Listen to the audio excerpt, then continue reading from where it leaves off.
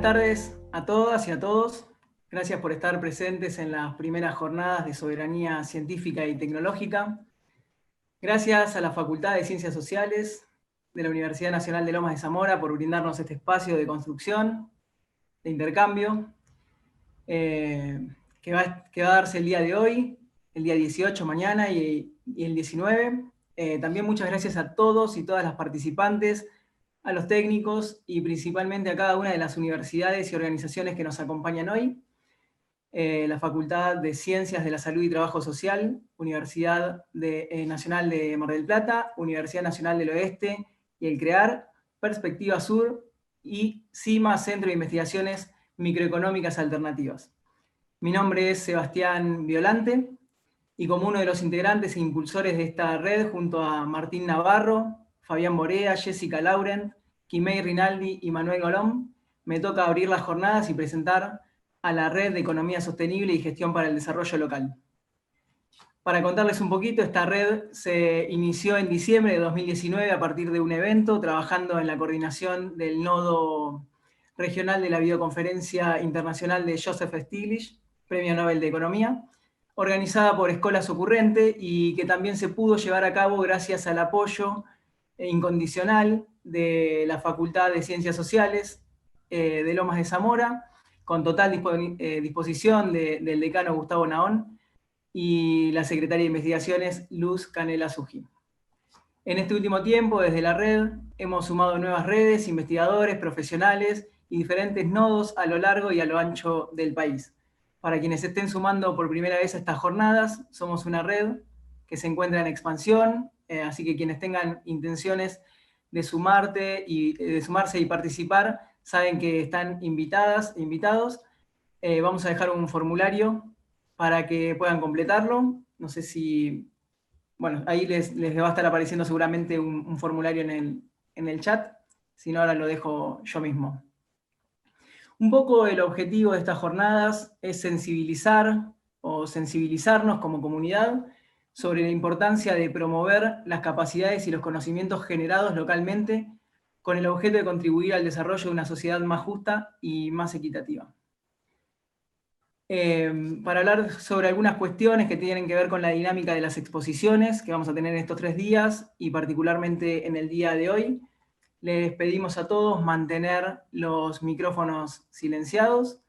Por cuestiones lógicas del uso de Internet, saben que si en algún momento se les va Internet, pueden comprobar primero su conectividad, luego ver si pausando la cámara se soluciona o apagando otros dispositivos que puedan consumir de pronto Wi-Fi o datos, ¿sí? Cada exposición durará aproximadamente 15 minutos. Y ahora sí, dando oficialmente inicio a las jornadas, en el día de hoy que nos toca Políticas Públicas para el Desarrollo, nuestra primera mesa aborda la temática del rol de las universidades, en donde vamos a analizar las acciones que se vienen llevando a cabo, las universidades públicas orientadas al desarrollo de la soberanía científica y tecnológica en el ámbito nacional y local de influencia. Renuevo el agradecimiento y cedo la palabra al docente, investigador y decano de la Facultad de Ciencias Sociales de la Universidad Nacional de Lomas de Zamora, Magíster Gustavo Naón. Bueno, muchas gracias, Sebastián. Buenas tardes a todas y todos. En nombre de la Facultad de Ciencias Sociales de la Universidad Nacional de Lomas de Zamora, les quiero dar la bienvenida a decanas y decanos, funcionarias, funcionarios, docentes, investigadores, graduados, graduadas y estudiantes de nuestra universidad y de otras casas de estudio que hoy nos visitan virtualmente, pero nos visitan con motivo de estas primeras jornadas de soberanía científica y tecnológica que nos involucran a varias instituciones, como dijo Sebastián, en la organización, y que impulsa la red de investigadores en economía sostenible y gestión para el desarrollo local. Tenemos por delante jornadas de exposición, de discusión, de análisis, de reflexión, de debate y también de aprendizaje, que seguramente van a marcar un punto de partida para contribuir desde lo colectivo y con diferentes perspectivas al tópico que nos convoca. Permítanme agradecer especialmente a los responsables directos de esta actividad, a Martín Navarro, a Manuel Golom, a Quimei Rinaldi, a Fabián Borea, a Sebastián Violante y a Jessica Loren, y también a Paula Meschini, a Miguel Núñez y por supuesto a Juan Latrichano, con quienes hoy compartimos esta mesa de apertura que propone una puesta en común, o que va a intentar una puesta en común sobre el rol de las universidades ante el desafío de desarrollar líneas de investigación, crear tecnología, producir conocimiento e innovaciones que tengan el propósito último de generar bienestar y de mejorar la calidad de vida de nuestro pueblo.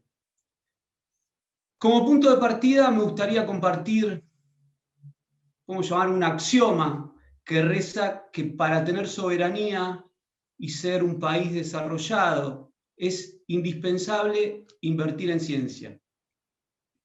No existen fórmulas mágicas, o al menos no las conocemos, no las encontramos aún. Hay una relación directa entre el trinomio inversión en ciencia, tecnología e innovación y el trinomio desarrollo, progreso y riqueza para una nación.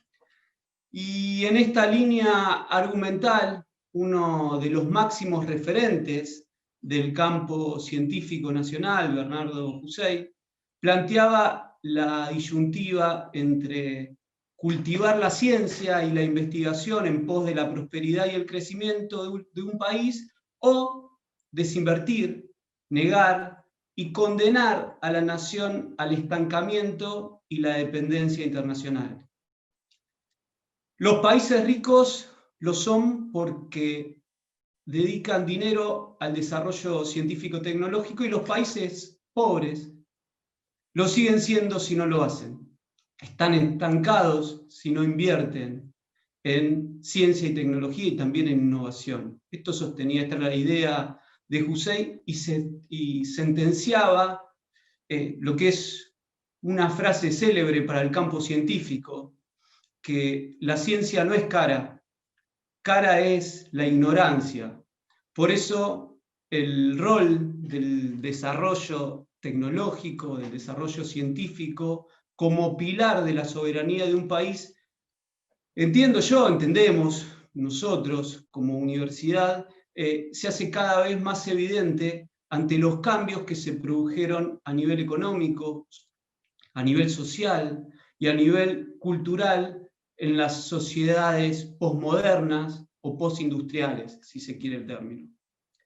Entonces, creo que resulta fundamental un despliegue definitivo y determinante de la soberanía científico-tecnológica que nos permita decidir qué acciones llevar adelante en este campo sin intervención, sin manipulación proveniente de intereses sectoriales, privados o de modelos impuestos por corporaciones transnacionales.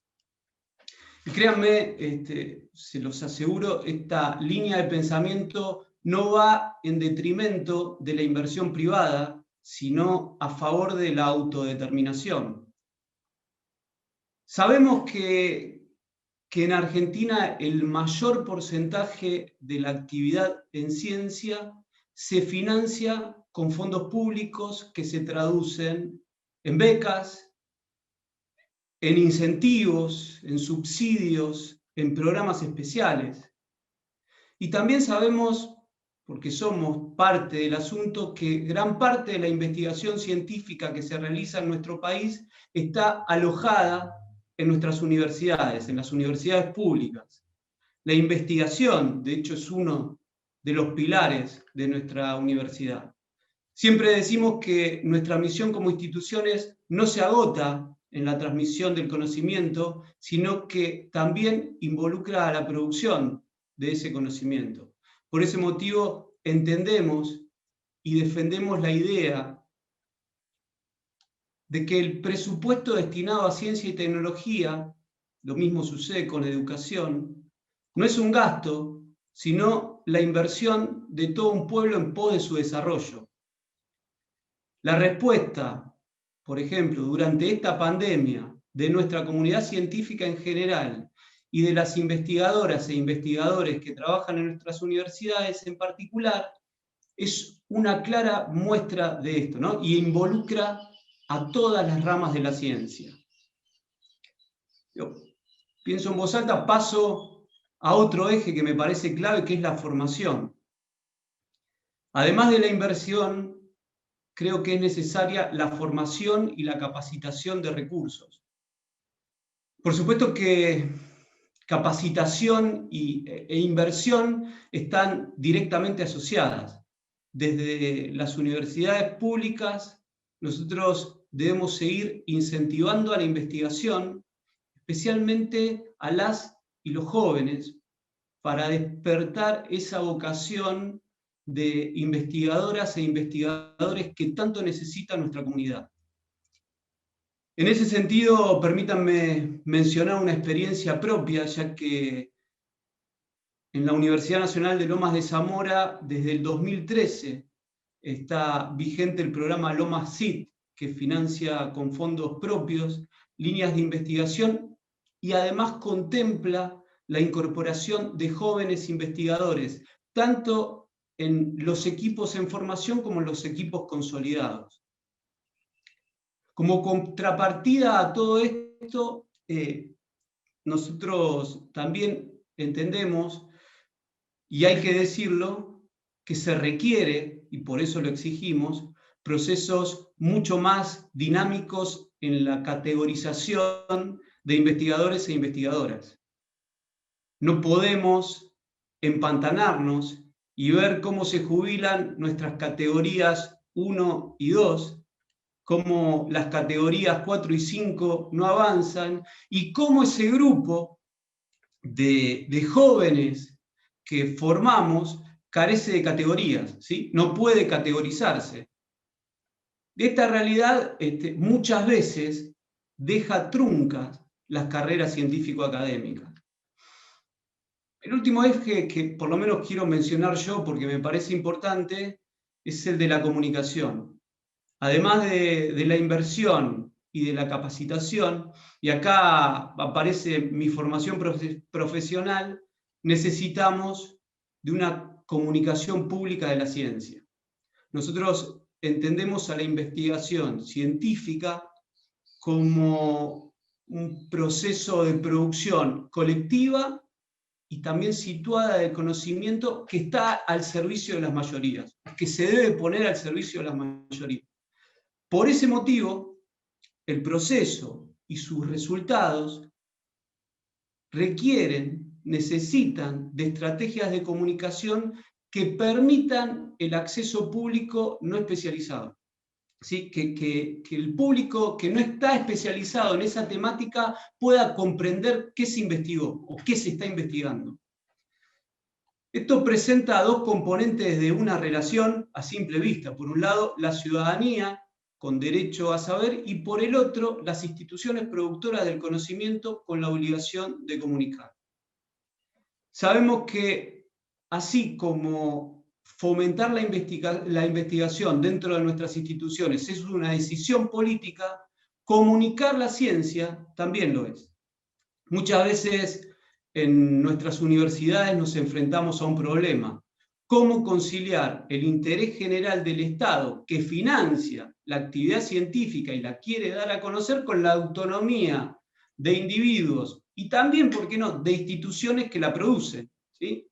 En ese sentido, creo que es necesario generar certezas, confianza y también consensos entre investigadores e investigadoras y comunicadores y comunicadoras que contribuyan a que la ciudadanía participe en los debates de políticas sobre ciencia y tecnología, básicamente porque las resoluciones esas van a impactar en la vida diaria. El desenlace de esas investigaciones van a impactar en la vida diaria. Desde lo democrático, digo, si puedo tomar esa dimensión, me parece que se fomenta la participación informada, y desde lo práctico, ¿no? para complementar con otra dimensión, creo que colabora con el conocimiento instrumental. Creo que, para no extenderme, estos son algunos de los desafíos que tenemos las universidades en pos de contribuir desde nuestro lugar a una soberanía científica y tecnológica. Por último, les quiero decir que, sin dudas, este fue un año difícil, un año en el que los desafíos se multiplicaron y nuestra capacidad personal para enfrentarlos encontró muchas veces un límite.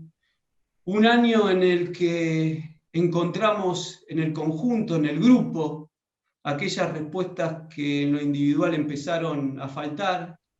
Y un año donde podemos resaltar el valor de lo colectivo, ¿no? Pero también creo que es importante destacar, ya termino, Sebastián, que por delante tenemos un desafío muy importante, que es el de la reconstrucción.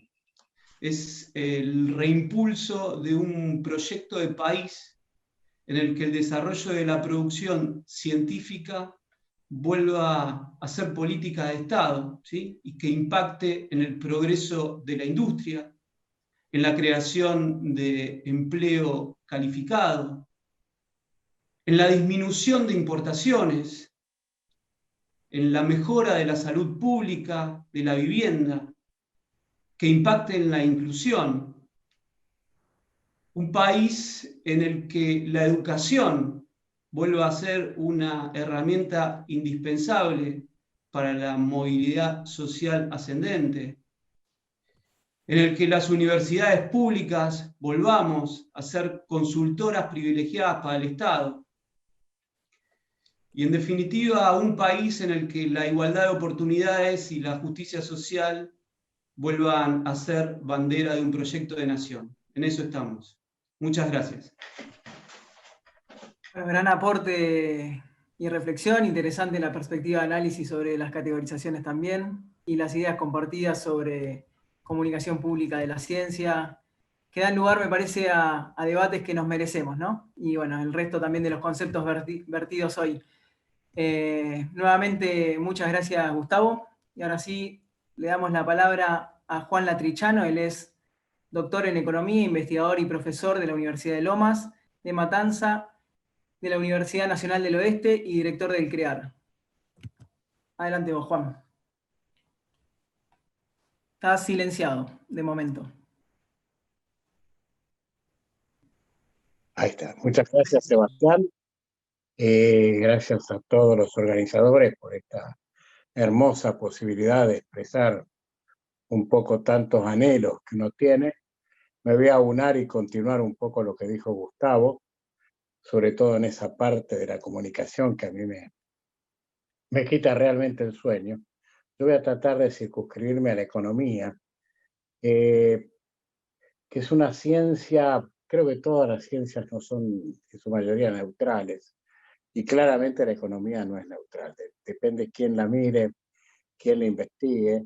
Las conclusiones a las que se arriba son conclusiones a veces de tipo interesado, y son nuestras universidades públicas, creo, con exclusividad quienes pueden proponer alternativas superadoras, válidas, para nuestro pueblo que está sufriendo los avatares de una economía que lo está haciendo sufrir y mucho, ¿no? Yendo al título de la soberanía científica y tecnológica, bueno, diría que lo primero en este aluvión mediático, por ahí poner en blanco y negro en nuestras universidades conceptos que se repiten en los medios masivos de comunicación como si fueran un mantra, ¿no? Que son indiscutibles. Y me viene el recuerdo de Milei, por ejemplo, un hombre histrónico, y que de pronto, bueno, habla de cosas y quiere destruir el Banco Central y quiere volver a la historia, a la vieja historia de la Belle Époque, ¿no? Y claramente veo con a veces tensión que nuestras universidades por ahí a veces están distraídas en esto, estamos como encerradas en el estudio. Y dijo algo, Gustavo, que me pegó, tanto como investigar, tan importante es después difundir, ¿no? Abrir ese conocimiento, comunicarlo, tratar de darle a nuestro pueblo la idea de que hay otro pensamiento y un pensamiento que lo libere de tantas ataduras. Bueno, yo voy a tratar de circunscribirme a las 3 preguntas que hicieron ustedes. ¿Qué? Y digo, en economía, ¿qué hace falta? Y un pensamiento que se ajuste a nosotros. ¿Por qué? Porque la mayoría de las teorías son teorías importadas. Decía Gustavo, tratar de evitar importación. Yo diría, estamos importando conocimiento. Voy a usar 2 ejemplos rápidos. Uno de dependencia. En la década del 90 volvimos mágicamente al paradigma liberal y de alguna manera la válvula de escape que tuvo ese sistema para no explotar antes fue el modelo de Mandel-Fleming. Ese modelo de Mandel-Fleming que está en nuestros libros que vienen de afuera, eso está estudiado para países chicos con tipo de cambio fijo.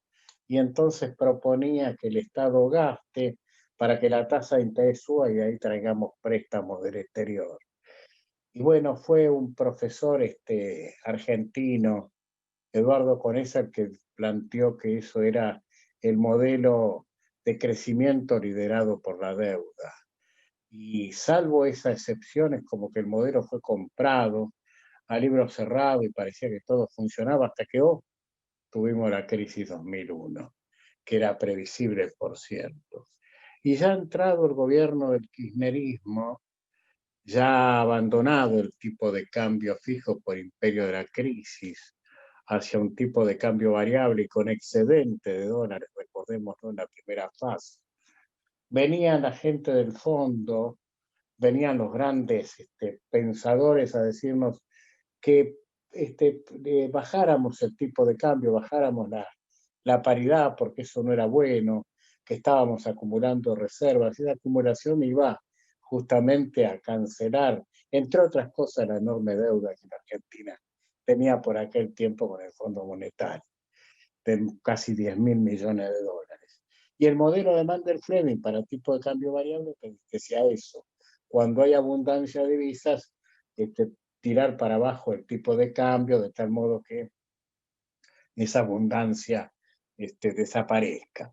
Y claramente uno se pregunta, bueno, ¿ese modelo es el adecuado? Bueno, tuvimos la inspiración de Néstor Kirchner, que se paró de mano en eso y planteó un modelo alternativo, que creo que todavía hace falta que nuestras universidades rescaten esa impronta política y darle un continente científico académico que esa idea, a mi modo de ver, superadora requiere. Y un tercer punto, para no extenderme demasiado, pero que hace a la cuestión, es el bendito debate entre el libre cambio y el proteccionismo. Y parece ser que cuando uno se pone la ropa de proteccionista, atrasa, está en otra cosa, y está bien ser librecambista porque el mundo es librecambista, y se repite como un mantra, cuando en realidad uno mira que el presidente perdidoso Trump aplicó medidas de corte proteccionista por doquier, e inclusive lo hizo con nuestro biodiesel, diciendo que nuestro biodiesel entraba con emisión de dumping, cosa incorrecta, por cierto. Bueno, y en esa materia no está estudiado el devenir de nuestra historia económica argentina y estudiadas las etapas, qué pasó en los modelos proteccionistas de la Argentina, que fueron los más escasos, y qué pasó y pasa cuando hay modelos librecambistas, y hacer análisis por el lado empírico. Bueno, todo eso creo que está faltando, y sobre todo adentrarnos en la causa de las causas, que es la que han provocado recurrentemente crisis. Y los libertarios ahí repiten como un mantra que es la cuestión fiscal. Y los que somos heterodoxos sabemos claramente y lo hemos demostrado innumerables veces que es un problema externo.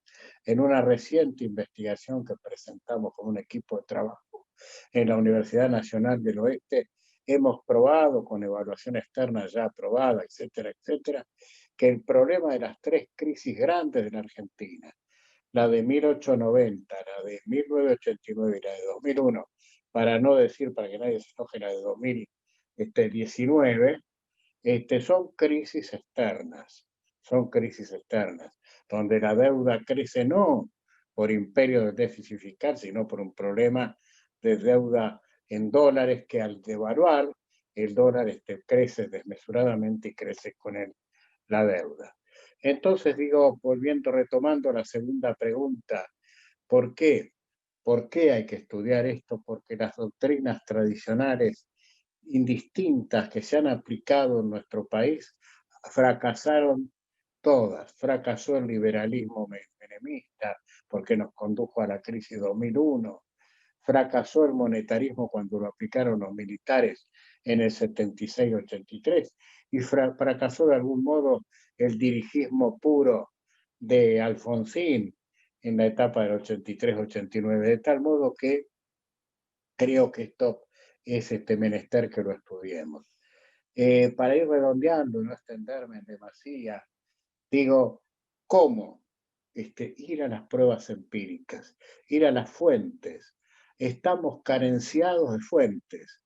Ellos nos han ganado el protagonismo. Ellos siempre dicen, porque en tal año la Argentina era octavo en el mundo y ahora es 40. Y yo les he enganchado que toman una serie de tiempo long, una serie de 50 años, y lo hacen responsable al peronismo, hacen responsable al populismo del problema. Y tengo estudios que revelan que el populismo no es responsable, que son ellos los responsables. Bueno, hay que revertir las ideas, sin lugar a dudas. Y para cerrar, decir, bueno, que estamos investigando ahora en la UNO, particularmente en mi caso, el tema monetario, que es un tema central, y que recientemente, y con esto cierro, hicimos un foro de varias universidades tratando el tema de la moneda y el impacto en la inflación. Porque los libertarios repiten como un mantra que la inflación siempre y en todo lugar es un fenómeno monetario, cuando sabemos claramente que es un fenómeno estructural. En esa jornada, con una participación amplia de universidades, llegamos a estas conclusiones e insisto, creo que esto es lo que hay que hacer y para cerrar, decirles que desde el CREAR, que es el Centro de Respuesta de Estudios Afines a la región, no solo producimos conocimiento, sino que lo publicamos en nuestra revista El CREAR, ya está al salir la número 6, con diversas investigaciones, con el relato que pasó en las jornadas de inflación. Tenemos un investigador del CONICET destacado para nuestra universidad, de tal modo que, bueno, quería más o menos plantear esto. Y sobre todo, que tenemos una asignatura no pendiente, recontra pendiente, porque quiero alertarnos que nos financia nuestro pueblo. Muchas gracias. Muchas gracias, Juan. Es una visión teórica bajada a la realidad, a la historia y al presente del país. Así que, una vez más, gracias por participar, por estar y por estas reflexiones. Ahora sí, damos la palabra a Paula Meschini. Ella es licenciada en Trabajo Social, docente e investigadora y decana de la Facultad de Ciencias de la Salud y Trabajo Social de la Universidad Nacional de Mar del Plata. Bueno, buenas tardes a todos, a todas, a todes. Muchísimas gracias por la invitación, en especial a Martín Navarro, a Gustavo Naón, con quien compartimos el espacio de decanes de las Facultades de Ciencias Sociales, el Consejo de Decanos de Ciencias Sociales, CODESOC. También a compañeros muy queridos, con los cuales compartimos la vida cotidiana en nuestra unidad académica en la Universidad Nacional de Mar del Plata, como son Vera Álvarez, Manuel Golom y nuestro vicerrector, Daniel Antinucci, con quien nos va a estar acompañando al cierre de esta jornada. bueno, agradecerle a las universidades y a los profesores panelistas que forman parte de esta actividad, poder compartir nuestras miradas, nuestras posiciones, que humildemente aportan a la construcción de un debate que es indispensable, necesario para los tiempos que vienen, que son ciertamente muy complejos, difíciles y que requieren justamente hoy en el Día de la Militancia, el compromiso militante de cada uno de nosotros para poder transformar la sociedad en la que vivimos y poder hacer de la misma una sociedad más vivible dignamente para todos. Es así que quiero contarles que, bueno, yo había preparado, un poco ajustándome a la consigna, tomar los 3 puntos de esas 3 preguntas, y que, bueno, hubo algunos hechos que ocurrieron en las últimas horas, que viví, que hicieron que decidiera abandonar mi PowerPoint y compartir con ustedes, tal vez de manera más prematura, menos reflexiva, algunas acciones que me parecen necesarias poder mirar y pensar para cuando estamos hablando del sistema científico-tecnológico que está vinculado con nuestro sistema universitario y que tiene que ver con cómo se van estableciendo las relaciones que se dan entre la sociedad, la universidad, la universidad, el Estado, el mercado y el papel que tiene el sistema científico-tecnológico en este complejo y difícil y variado sistema de relaciones. Una de las cuestiones que apareció así como emergente fue en las últimas expresiones de la ministra de Educación de la Ciudad Autónoma de Buenos Aires, Soledad Acuña, que a eso se sumó evocar en mí las expresiones o las frases de Esteban Bullrich, de María Eugenia Vidal, y también ayer participé de una reunión que se dio en nuestra universidad, en la cual estuvo el ex director nacional de Gestión y Fiscalización Universitaria, Paula Falcón, que se desempeñó en ese cargo durante la gestión Cambiemos, quien dio una charla titulada La Universidad en el Sistema Educativo Argentino, Nueva Agenda para las Transformaciones y Desafíos. Y fue así que definió el sistema universitario argentino, estableció también las articulaciones que se dan en el mismo, se refirió a la ley de la vigencia de la Ley de Educación Superior, la relación público-privado, la relación de la estadística entre cantidad de ingresantes graduados y las deudas de la CONEAU. Tal vez podríamos decir, a simple vista, que esta fue una de las tantas charlas que se dan en las universidades respecto a qué es el sistema universitario. Y sin embargo, no puedo dejar de decirles que en mí quedó resonando una inquietud que se fue profundizando al correr de las horas y ya entrada en la noche, pensando un poco cuál es la universidad que nos fue negada, ¿no? Esta universidad, este sistema universitario propuesto por un espacio de gobierno que ocupó el Estado las últimas elecciones pasadas, que fueron la expresión más cabal del neoliberalismo y del neoconservadurismo, que tomaron el Estado para beneficio propio y de sus propias familias y de sus propios intereses. Creo que nos convoca, o a mí al menos me convocó, a pensar justamente de qué hablaron cuando no dijeron algo que para mí es indispensable cuando hablamos del sistema científico-tecnológico y del sistema universitario y de sus relaciones, que es hablar cuál es la relación que tienen estos sistemas con el proyecto de país, con el modelo de país, con los modelos societarios que nos queremos dar y que queremos tener. No hablar, esta omisión, este silencio respecto a cuáles son las relaciones que se establecen entre el sistema productivo, económico, entre los modelos de acumulación capitalista, entre los modos y las formas de desarrollo, las estrategias de desarrollo y las posibilidades y las tensiones que se generan entre como dice Silvana Martínez, el orden social instituido y los proyectos societarios en pugna, es una omisión que para mí al menos resulta muy grave y que nos coloca en un estado, nos debería conectar un poco, como retomando lo dicho por mi antecesor, el profesor Juan Latricino, en un estado de alerta en las universidades, porque justamente estas relaciones no son relaciones dadas, no son relaciones naturales, son relaciones construidas,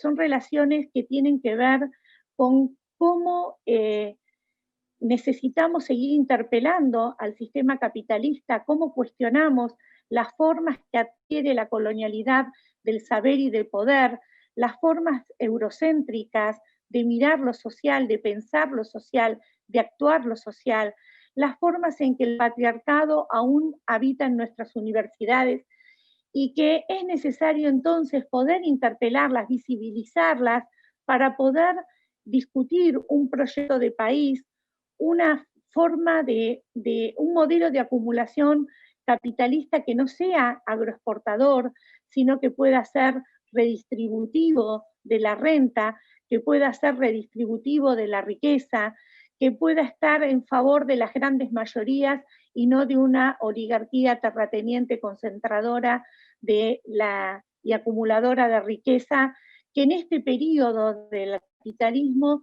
se ha concentrado cada vez más y estamos asistiendo a una situación flagrante que tiene que ver con la polarización social, donde cada vez los ricos son más ricos y menos en cantidad, y los pobres son cada vez más pobres, y mayoritariamente nuestras sociedades están atravesadas por esta situación de polaridad social y de desigualdad flagrante.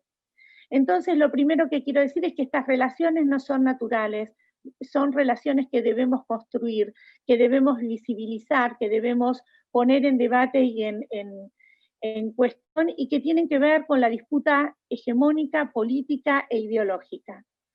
Por otro lado, también decir que justamente es necesario pensar, y que creo que es oportuno en estas primeras jornadas de soberanía científica y tecnológica, en este eje de políticas públicas para el desarrollo, también poder compartir algunas reflexiones que venimos desarrollando en el marco de la agrupación Docente Cimarrón de la carrera de Trabajo Social de la UNMDP, desde la cual formo parte y hemos accedido a espacios de gestión y de cogobierno universitario que nos permiten afirmar la decisión de no querer hablar más de un sistema universitario argentino sin hacer referencia a que los problemas de los ingresantes, de los graduados, de la extensión, de la enseñanza, de la investigación y también de la transferencia constituyen problemas que no son técnicos, sino que son problemas políticos que están atravesados por dimensiones técnicas, administrativas, económicas, financieras y organizativas. En este sentido, retomar a Oscar Madoeri, politólogo de la Universidad Nacional de Rosario, y decir que lo político y la política tiene que ver con las discusiones, debates y combates que nos damos para definir las instituciones, su institucionalidad, así como las sociedades en las que queremos vivir. A esta comprensión política de los problemas en disputa se suma otro que es el del orden social, y podría decir que, parafraseando a Silvana Martínez, para nosotros que estamos construyendo una mirada social situada, crítica, feminista y popular, queremos hablar de un sistema universitario, de un sistema científico-tecnológico que incluya diferentes modelos, modos y estrategias de desarrollo, que entendemos que es necesario dar estos debates, discutirlo en las universidades, salir de este lugar de un pensamiento técnico-instrumental, aséptico, incoloro, y dar cuenta de la complejidad, la materialidad y las consecuencias que tiene la vida cotidiana para nuestros pueblos este tecnicismo. Es así que para nosotros avanzar y profundizar en estas cuestiones implica un proceso personal y a la vez colectivo de deconstrucción político-ideológica que, como nos propone el feminismo, nos corre del binarismo y de las universalidades, de que hay un único sistema y un único modelo de desarrollo para abrirnos a otras formas de vivir y a otras formas de construir sociedades. Dicho esto, me quiero permitir simplemente compartir con ustedes algunos puntos que deberían formar parte de otras conversaciones que con mayor rigurosidad a las que hoy expongo, pudiéramos revisar la trama desde la cual se construye y se reproduce el sistema universitario y nuestro sistema científico-tecnológico. Y para ello me parece muy importante iniciar esta revisión para poder generar espacios de reflexión y producción de conocimiento a partir de lo que denomina Adela Cortina, que propone la necesidad de generar ciertos mínimos deseables de acuerdo que tienen que ver con establecer que el Estado se instituya como un garante de bien común.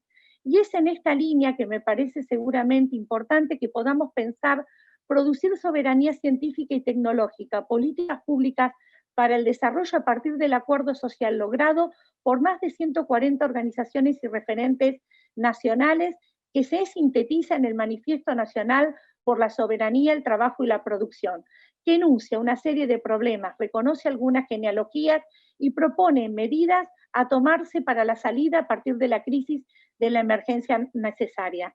Ratifica la necesidad de un Estado activo que cobre impuestos a las grandes fortunas y propicie los intereses de los más necesitados de la patria. Se destaca como parte del acuerdo generado la convicción de profundizar el camino para reafirmar los valores de la soberanía y la independencia para lograr una patria libre y soberana. Sostiene que luego de haber enfrentado una primera etapa de discusión de la deuda externa y con una segunda etapa de negociación por delante con el Fondo Monetario Internacional, resulta indispensable impedir cualquier tipo de condicionamiento o de imposición de ajustes fiscales que atenten contra la necesidad de fortalecer el rol del Estado en el desarrollo de las actividades productivas, fiscales, monetarias, financieras, alimentarias y estratégicas y habitacionales de nuestro país. Para finalizar, o tal vez para seguirla, considero que a 100 años de la reforma universitaria, a 50 años de la gratuidad universitaria, las tensiones entre los modelos de universidad, la reforma, la cuestión y el nacional y el peronismo permiten repensar los diversos modelos de universidad que estuvieron en juego en el transcurso de nuestra historia y que siguen hoy suscitando debates en la cuestión central acerca de la universidad que queremos para qué proyecto de país. Este manifiesto, el manifiesto que hice mención anteriormente y que congrega 140 organizaciones del campo nacional popular, nos proporciona el sistema científico-tecnológico al sistema universitario, nosotros los investigadores, al movimiento estudiantil, construir la oportunidad de generar un acuerdo en los trabajadores y los estudiantes, entre las universidades y los movimientos sindicales, organizaciones sociales y populares que nos posibiliten en este contexto de tanta incertidumbre, de tanta dificultad, la construcción de un piso mínimo de acuerdo emergente del campo nacional y popular que dé a nuestras universidades las relaciones necesarias entre el Estado, los movimientos populares y las instituciones para construir de manera implicada y sostenida desde la autonomía y el cogobierno universitario un proyecto de sociedad, un modelo de país donde nuestras universidades puedan hacer propio, a partir de avanzar en la reforma de la Ley de Educación Superior, lo que dice el manifiesto, que es reafirmar nuestra convicción de que solo el ejercicio concreto de la soberanía nacional garantizará a nuestro pueblo una salida de la crisis global con independencia económica y justicia social. Gracias. Muchísimas gracias, Paula, por tu participación hoy, por la reflexión y por la propuesta. Es sin dudas, como decís, es más para empezar que para terminar, ¿no? Así que bueno, muchas gracias nuevamente. Mientras tanto, vemos en el chat que tenemos saludos desde Mar del Plata, Necochea, de Neuquén, de La Plata, de Misiones, de Mendoza. También vemos un saludo de Gisela Espasiuk, decana de la Facultad de Humanidades y Ciencias Sociales de la Universidad Nacional de Misiones. Así que bueno, gracias a todos los participantes y a los que están escribiendo. Ahora sí, vamos con la última charla de esta mesa. Luego seguirá el moderador Manuel Golón con la segunda mesa. Pero para dar el cierre a esta mesa, vamos con el director decano del Departamento de Ciencias Sociales de la Universidad Nacional de Luján, Miguel Ángel Núñez. Gracias, Sebastián. En primer lugar, quisiera agradecer a la red de investigadores y todo ese nombre largo, a las facultades y universidades que organizan el evento, y particularmente a los anfitriones de hoy de Lomas por invitarme a participar de este espacio. Realmente una alegría y muy contento de estar acá. Este panel que refiere a universidades y políticas públicas para el desarrollo, a mí inevitablemente me llevó a revisar los aspectos fundacionales de nuestra universidad. Para nosotros nuestra historia tiene un peso en particular por cómo nació y por lo que nos pasó en el medio. Así que siempre rescatamos a nuestros fundadores y a la figura de Mignone, de Emilio Mignone, y a la Comisión Pro Universidad que fueron parte de este proceso. Esta comisión tomó como idea fuerza la concepción de una universidad destinada a contribuir de manera eficaz al desarrollo integral de la región y del país, tanto en un aspecto económico, en el político, social y cultural.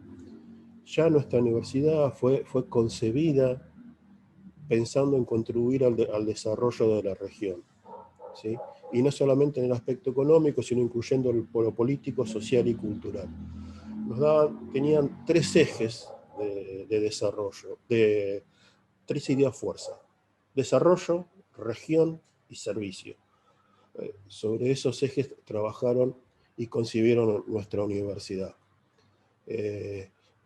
Esta comisión de Pro Universidad, cuando desarrolla la propuesta académica, lo hace mirando las necesidades que demandaba la producción agropecuaria, que tiene que ver con nuestra zona, la industria alimentaria también, la atención al menor. Nosotros tenemos, en ese momento está muy cerca el Instituto Alvear, y el perfeccionamiento docente. Y es esa demanda la que define incluso hasta la oferta de hoy. Nosotros tenemos ingeniería agronómica, ingeniería en alimentos, después agregamos ingeniería industrial, la actual licenciatura en trabajo social, que entiendo que nació con el viejo nombre, los profesorados y las respectivas licenciaturas. Todo eso pensando en el contexto de aquel momento.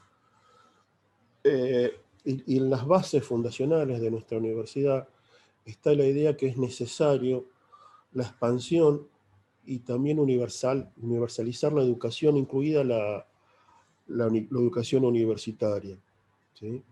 Y con respecto a esta expansión, la idea era privilegiar los estudios acordes con los requerimientos tecnológicos, políticos, socioeconómicos y culturales, y no seguir con las tradicionales profesiones liberales, ¿sí? Por eso en nuestra universidad no tenemos abogacía, contador recién nació hace 2 o 3 años. Generalmente la concepción original era centrarse en las cuestiones de las necesidades regionales. Y en el mismo sentido se seguía en cuanto a la concepción de la investigación, que la misma debía dirigirse a solucionar los problemas concretos de la región. Y sobre esas investigaciones, la universidad también debía prestar todo tipo de servicios a través de la extensión, siempre en relación con el Estado, los municipios, las empresas y las instituciones de bien pública. Siempre aparecen como ejes desarrollo, región y servicio. Como herramienta de expansión de la educación, se concibieron esta idea de centros regionales. Nosotros tenemos nuestra sede central en Luján, pero tenemos centros regionales en San Miguel, que era General Sarmiento, Campana y Chivilcoy, y delegaciones en San Fernando con el ex Instituto INEF, y también la Ciudad Autónoma de Buenos Aires. Eso han sido las herramientas para expandir esta educación. Esta pequeñísima y breve reseña da cuenta de cómo se concibió la universidad como una herramienta para contribuir con el desarrollo. Si bien en esta breve descripción no se da cuenta de los problemas que hubo para llevar esto adelante, tanto de punto de vista humano, los políticos y financieros, para financiar todo este proceso. Les decía que para nosotros nuestra historia es muy importante, y tenemos que hacer mención a la intervención y posterior clausura en el 79 por el régimen militar. Y lo interesante, de más allá de los argumentos que se dan oficialmente del cierre, Mignone posteriori hace un ensayo de cuál entiende él que son las verdaderas causas del cierre. Y una de las causas es la orientación de las carreras vinculadas a los requerimientos políticos, sociales y culturales de la región. Creo que es interesante señalar que el espíritu con el que se consiguió una universidad comprometida con el desarrollo regional lleva adentro la semilla que motiva su cierre, y si es así, que concluimos que el cierre proviene por esa inserción que se le pretende quedar a la universidad en la región, creo que me alienta aún más a pensar que la universidad es una herramienta válida para el desarrollo, porque si los no promotores del desarrollo pretenden cerrarla es porque podemos hacer cosas buenas y aportar a la universidad, a la región y al país. Brevemente era eso lo que quería compartir con ustedes desde el punto de vista de nuestra historia. Nuevamente agradecerles por la invitación. Muchísimas gracias, Miguel Ángel. Compartimos estas ideas. Y bueno, y ahora gracias a cada uno, a cada una de los expositores y expositoras de esta primer mesa. Ahora sí, como dijimos anteriormente, le cedo la palabra a Manuel Golón. Él es integrante también y también es impulsor de la red. Así que adelante, Manu. Buenísimo, Seba, muchas gracias. Gracias también a todos los disertantes y las disertantes que estuvieron compartiendo este espacio con nosotros en un momento, digamos, tan excepcional, ¿no? En una forma que, bueno, ahora ya se fue naturalizando, pero diferente de encontrarnos, porque tal vez en otro momento esto hubiera sido en alguna aula magna de alguna de las universidades que hoy están, digamos, participando de este encuentro, y nos hubiéramos visto y hubiéramos compartido también un día muy especial para muchos de nosotros, de nosotras, digamos, como es el 17 de noviembre, de una manera diferente. Pero bueno, hoy nos toca encontrarnos de esta manera, en la virtualidad, que también, bueno, ha acercado o ha cortado distancias en un mundo, digamos, en el que estamos viviendo una situación muy excepcional, tanto en términos sociales, políticos, económicos, productivos, ambientales. Y bueno, la pandemia se ha transformado para mí en una advertencia también en cómo pensamos y cómo estamos llevando o cómo fuimos llevando adelante nuestras formas de producción y de organización social, tanto en el mundo como en nuestro país, y en particular en nuestro país, donde las desigualdades se han agudizado profundamente en el último tiempo, producto, bueno, de los últimos 4 años de gobierno y a su vez por la situación que estamos viviendo. Es así que en este primer panel, en el segundo panel, perdón, que se titula Políticas Públicas para el Desarrollo, desde la Red de Investigadores en Economía Sostenible nos pareció sumamente necesario construir este espacio para empezar a reflexionar de manera colectiva cómo vemos el desarrollo, tanto en términos conceptuales y cómo pensamos esta categoría en pos de la generación de políticas públicas para construir una Argentina con justicia social. Podemos retomarnos un poco y pensar algunas cuestiones, como fue en la década del 40 el informe de Roma, que planteó los límites al crecimiento ante la escasez de los recursos naturales, al tiempo que el crecimiento sin distribución social de la riqueza genera sociedades injustas. Es así que me parece que hoy estamos en un espacio para encontrarnos a reflexionar, si bien como decían otros expositores, en particular a cómo se fue y cómo se sigue consolidando una Argentina en donde tenemos profundas desigualdades en una sociedad en la que algunos tienen más de lo que pueden ver y otros tienen menos de lo que pueden caminar. Es por eso que me parece que la categoría de desarrollo hoy necesita ser redefinida y problematizada. Son amplias, digamos, las discusiones que pueden surgir en torno a esta categoría y al impacto que la materialización del desarrollo puede ocasionar tanto en la generación de nuevos problemas o en la solución de los mismos.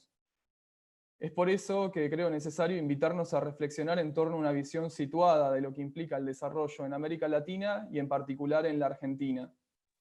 Es necesario para eso, y me gustaría compartir parte de las palabras de Ayelen Cavalli, introducir conceptualmente la necesidad de definir el lugar, desde donde pensamos, diseñamos nuestra estrategia de desarrollo nacional. Y continuando un poco con la presentación que estaba llevando adelante, digamos, del tema que nos toca desarrollar ahora en el segundo panel, que es políticas públicas para el desarrollo, se hace necesario la idea de empezar a definir también el lugar desde donde pensamos las estrategias de desarrollo en el marco para pensar, digamos, las distintas políticas públicas que hacen a la construcción del mismo, de esta estrategia. Y en ese sentido podemos reflexionar y tomar la idea del lugar como a lo asociado a lo local, en contraposición a la idea del espacio, ¿no? En tanto a esa visión de una construcción capitalista que se referencia más con lo global. Desde esta perspectiva, digamos, del lugar, la racionalidad del postdesarrollo se opone a esta valorización capitalista y científica de la naturaleza y se expresa en movimientos sociales que defienden 4 derechos fundamentales: identidad, territorio, autonomía política y visión propia del desarrollo. Estos planteos nos introducen en el desafío de pensar estos nuevos paradigmas en torno al diseño de las estrategias de desarrollo nacionales, donde no existe solamente una estrategia válida, sino que es necesario y se exhibe la existencia de diversos esquemas que atienden a una relación dialéctica macro-microsocial, tanto en la toma de decisiones como en la implementación de las políticas públicas para la construcción de una Argentina políticamente soberana, económicamente libre y socialmente justa. Es por eso que quiero presentar a nuestro primer expositor, Pablo Berkovich, quien es subsecretario de la Productividad y Desarrollo Regional PYME, es diseñador, profesor e investigador especializado en innovación productiva en la Universidad de Buenos Aires, y ha dictado seminarios y charlas de innovación, diseño y transformación productiva en todas las provincias de Argentina y también en Estados Unidos y China. Bueno, sin más presentaciones, Pablo, te cedo la palabra y te agradezco por acompañarnos hoy en este espacio. No, muchas gracias a ustedes, Manuel, a la red, un gusto estar acá, un gusto saludarlos, un gusto hablar de políticas públicas para el desarrollo.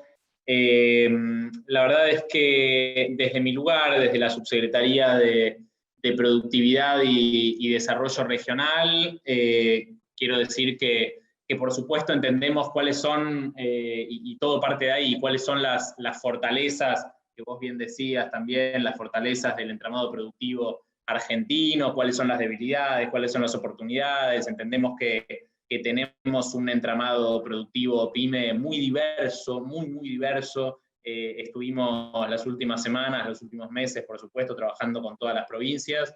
Estamos en constante contacto con las provincias, y ahí obviamente nos damos cuenta de lo que ya sabíamos, que es una existencia de un entramado productivo totalmente diverso y muy federal. Por supuesto, también tenemos una plataforma de conocimiento, de talento, de investigadores, de investigación, muy importante. De hecho, tenemos una de las plataformas de investigadores formalmente más grandes de todos los países en desarrollo. Eso nos pone en otro lugar en la región. Y bueno, esta plataforma PYME tan importante, esta plataforma de conocimiento tan importante, tiene que estar de alguna manera respaldada por una plataforma institucional, ¿no? Eso es lo que marcan muchos de los índices globales de innovación a nivel internacional. Cuando nos estudian a nosotros, cuando estudian al país, saben específicamente todo lo bueno que tenemos y todo lo que nos falta trabajar, y en ese aspecto siempre remarcan obviamente el tema del camino del fortalecimiento institucional que tanto tenemos que emprender, ¿no? Estoy hablando del fortalecimiento de las universidades públicas, estoy hablando del fortalecimiento de las agencias de desarrollo, estoy hablando del fortalecimiento de los centros tecnológicos, de las cámaras empresariales. Digo, todo eso tenemos como como trabajo, como punto de partida para empezar a desarrollar esas políticas públicas. A ver, tenemos recursos naturales también, pero todos lo saben, digo, estamos a una mitad de tabla que promete, pero que nos dice que no podemos únicamente basar nuestro modelo de desarrollo productivo en eso, y de todas maneras, más allá de eso, como siempre dice el ministro de Desarrollo Productivo, tenemos que salir de las falsas dicotomías, ¿no? Matías Culfas siempre dice, salgamos de esto de elegir entre industria o campo. Industria y campo, por supuesto. Nada, tenemos ejemplos muy, muy valiosos, como por ejemplo todo el desarrollo de lo que es la maquinaria agrícola, que nos pone en un lugar bien concreto para decir, bueno, no tenemos que elegir bajo ningún punto de vista. Hace unas cuantas semanas lanzamos un satélite para monitorear actividades agrícolas. Digo, ahí hay una unión, hay una fusión de industria o campo que es muy importante. Después otras dicotomías de las que tenemos que salir son mercado interno y mercado externo. A ver, el mercado interno, la experiencia y el trabajo en el mercado interno fortalece, y lo sabemos muy bien, a las empresas y a las pymes nacionales para después poder ir a competir con un suelo más firme a algunos mercados externos.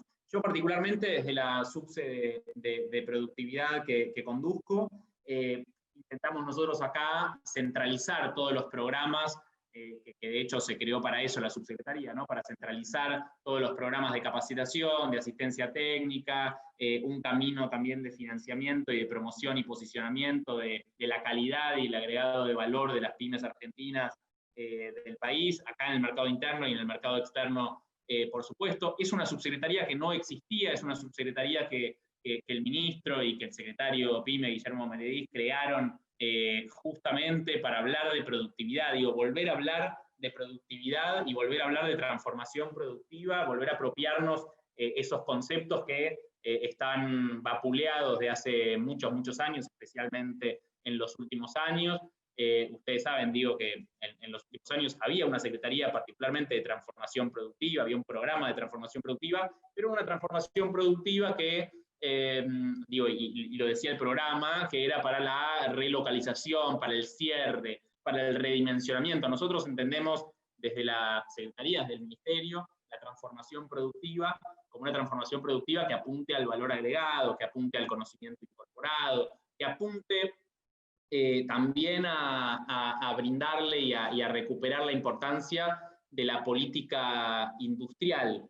A ver, la importancia de la política industrial, nosotros la llevamos a la práctica, la hacemos concreta, recuperando herramientas que, de vuelta, también estaban cerradas, desfinanciadas, no tenían convocatorias, recuperando la lógica de la asistencia técnica por medio del subsidio. A nosotros nos parece muy importante volver a una lógica del aporte no reembolsable, del ANR, para que las pymes nacionales, para que las empresas puedan parar la pelota, puedan salir de la coyuntura, sobre todo en este contexto que venimos no solamente de muchos años de recesión, de caída, sino en un contexto internacional de pandemia. Bueno, recuperamos la lógica del subsidio para que las pymes puedan pensar en un mediano y en un largo plazo, ¿no? Por ejemplo, el programa de apoyo a la competitividad del PAC, que a través del BID pusimos nuevamente en funcionamiento. Es un programa que tiene más de 10 años y es muy conocido por la pyme argentina, muy conocido por la pyme argentina, y los últimos 3 años no tuvo convocatorias, no abrió convocatorias, estaba prácticamente cerrado, tuvimos que ir al BID, negociarlo y volver a ponerlo en marcha, y lo pusimos en marcha de una manera inteligente, digo, no es que volvimos a una lógica del PAC en donde se trabajaba de empresa a empresa, sino que abrimos llamados específicos en temas específicos que nos importaban a nosotros. Por ejemplo, transformación digital, abrimos un PAC particular de asistencia técnica para transformación digital, diseño e innovación, eficiencia energética, calidad en alimentos, digo, temáticas que realmente nos importaban.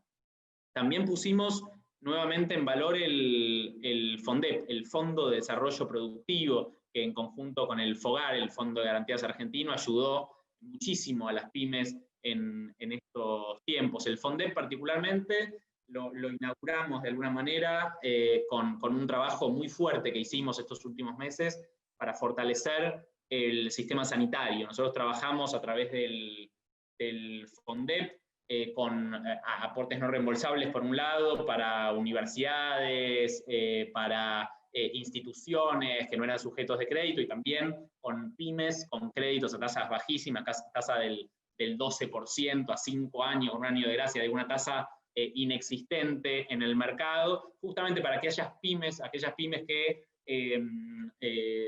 productoras de alguno de los insumos necesarios por el sistema sanitario puedan justamente escalar su producción. Y lo hicimos, y nos dimos cuenta que, bueno, a partir de todo esto, que por supuesto las mayores consecuencias fueron negativas, tuvimos un aspecto positivo en términos de fortalecer un sector que para nosotros es estratégico. Y no solo es estratégico, que es el de los insumos y equipamiento médico, digo, no solo es estratégico en términos de la mitigación de la pandemia, sino que es estratégico por invertir por arriba del promedio en incorporación de innovación y desarrollo, de diferentes tecnologías, de innovación, de diseño. Es estratégico por todo eso. Y a partir de todo este trabajo que hicimos estos meses, generamos una agenda muy, muy potente con el sector de equipamiento médico, como vamos a empezar a generar con otros sectores que tienen muchísimo potencial. Maquinaria agrícola, maquinaria para alimentos, todo lo que tiene que ver con alimentos, por supuesto, es estratégico en materia de transformación y de agregado de valor, indumentaria de textil, juguetes, foresto y mobiliario, software, digo, hay muchos sectores que tienen grandes oportunidades, y los vamos a acompañar con estos ejes que por supuesto para nosotros son importantes. El tema de la transformación digital, el tema de 4.0 para nosotros es fundamental, y ya lo estamos trabajando, digo, y lo estamos trabajando en un acompañamiento integral. No podemos dejar que la pyme en algunos temas que no viene trabajando y que no trabajó durante muchos años, se lance sola a emprender ese camino, para nada. Nosotros tenemos que tener un acompañamiento integral, el Estado tiene que estar ahí brindándole a las pymes que quieran capacitarse, capacitaciones, a las pymes que ya pueden ir por una asistencia técnica, un programa con aportes no reembolsables para asistencia técnica, aquellas pymes que ya tienen asistencia y ya tienen proyectos interesantes y ya están capacitadas, financiamiento. El ministro y el secretario le dicen constantemente, no puede quedar en el país un proyecto interesante, un solo proyecto interesante que no tenga el respaldo del Estado necesario. Y después, aquellas que ya hayan transcurrido todo este camino de capacitaciones, de asistencias técnicas, de financiamiento, y que tengan un proyecto sólido, acompañarlas en el posicionamiento y en la promoción de esa oferta productiva con Cancillería, con la Agencia Argentina de Inversiones y Comercio Internacional, tanto en el mercado interno como en el mercado externo. También, obviamente, una agenda importante en esto que estaba hablando de desarrollo exportador. ¿No? Con esto cierro, creo que me estoy excediendo un poquito en tiempo, porque cosa me dicen. Lanzamos hace unos días una estrategia muy potente que va a contar con 20.000 millones de pesos de recursos, de un plan de desarrollo exportador federal PYME. Y cuando decimos desarrollo exportador federal PYME, nos estamos refiriendo justamente a lo que decía al principio, ¿no? Fortalecer las instituciones para generar el impacto necesario. Nosotros vamos a trabajar, y para eso pusimos de vuelta en pie un programa que estaba abandonado, que era el PROCER, el programa de capacidades en economías regionales, de fortalecimiento de capacidades en economías regionales, que va justamente a fortalecer a universidades, a agencias de desarrollo, a centros empresariales, para que justamente podamos tener impacto a nivel sectorial y a nivel federal. Los 10 consensos que siempre afirma el ministro Matías Culfas, digo, el primero de todos es hay que exportar más. Ese es el primer consenso del que siempre habla Matías. El último de los consensos, el 10º, es toda política industrial tiene que ser una política de desarrollo regional. Entonces, de esa manera nosotros tenemos que generar impacto sectorial, impacto federal, y tenemos que salir de contar casos, ¿no? Contar casos de éxito. No tenemos que contar más casos de éxito, sino que nosotros venimos a mover la aguja, siempre lo digo, venimos a mover la aguja en términos cualitativos, es decir, que la pyme cambie organizacionalmente, pueda incorporar justamente a través de todos sus eslabones algunas cuestiones vinculadas a lo puramente organizacional, y después un cambio cuantitativo que mueva la aguja en términos de, bueno, cuando hablo de desarrollo exportador es generación de divisas, ¿no? Puro y duro. Entonces, bueno, esta es la estrategia de la Subsecretaría de Productividad y Desarrollo Regional que quería compartir con ustedes. Quería también, obviamente, poner, y ahora lo seguimos charlando igual, pero poner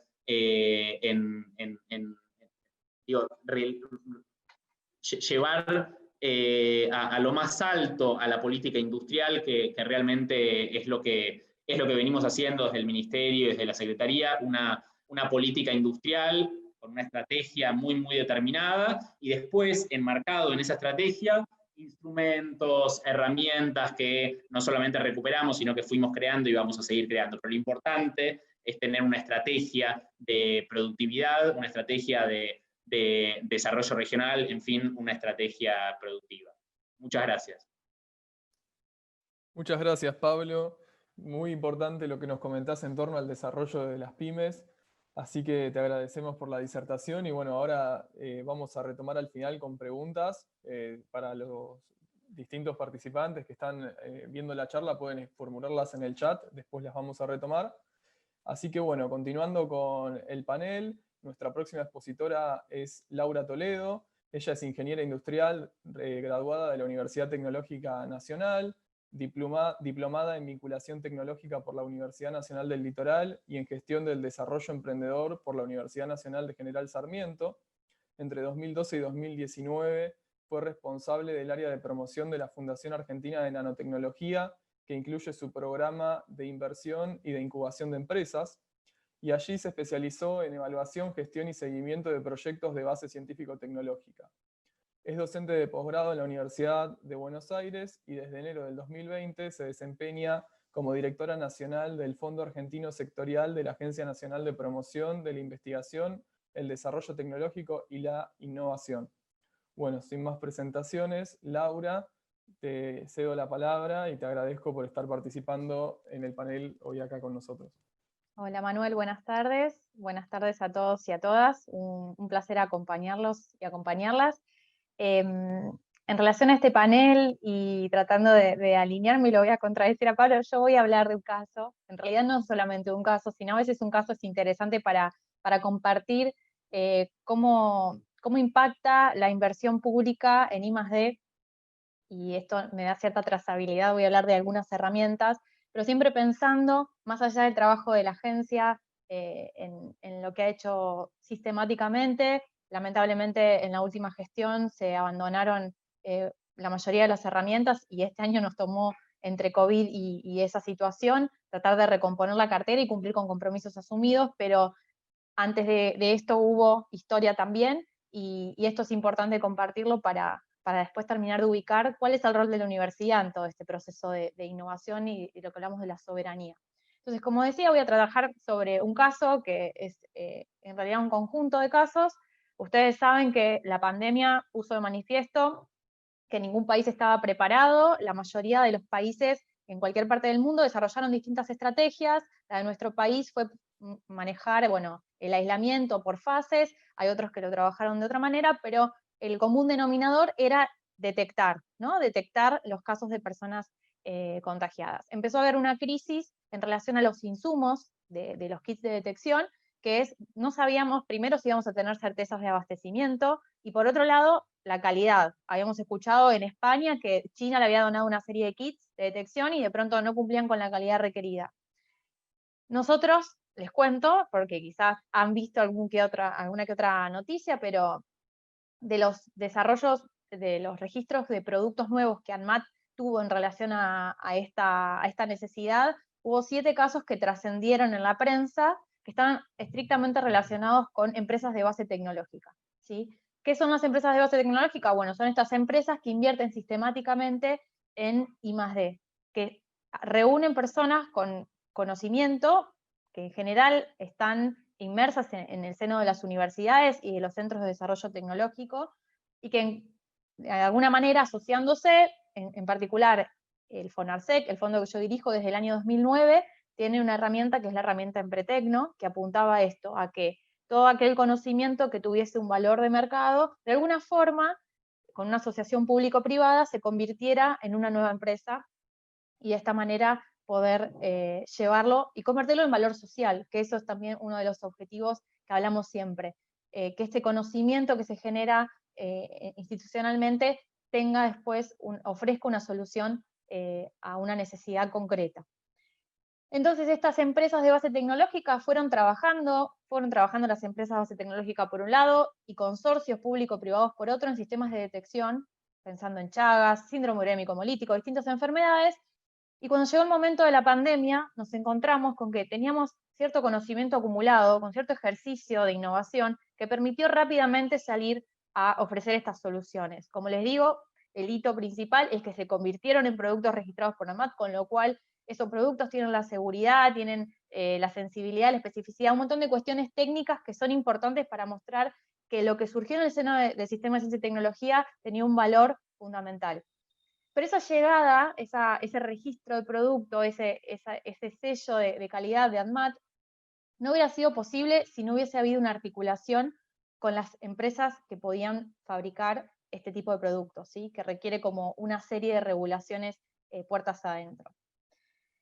Y por otro lado, hubo algunos casos, como es el caso de Chemtest, que está en la Universidad de San Martín, en particular está en la incubadora de la Fundación Argentina de Nanotecnología, y una de las discusiones cuando pensamos en territorio y en lo local, es que cuando se formó este consorcio entre una pyme y los investigadores de la universidad, había una posibilidad de irse lejos de la universidad, lejos del campus, porque era donde la empresa tenía un predio disponible.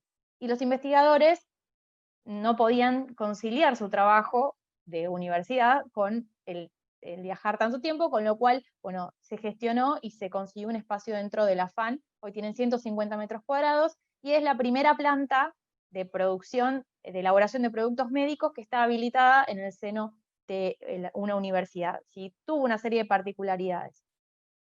¿Por qué es importante esto? Bueno, con la necesidad de COVID-19 apareció el boom de la demanda, y hoy esa empresa base tecnológica que tenía 2 investigadores de CONICET, y tenía obviamente dentro de la universidad, y un empresario que estaban validando su modelo de negocios, de pronto tuvo una necesidad de producir en mayor cantidad. Y pasaron de ser 4 personas a ser 15 personas.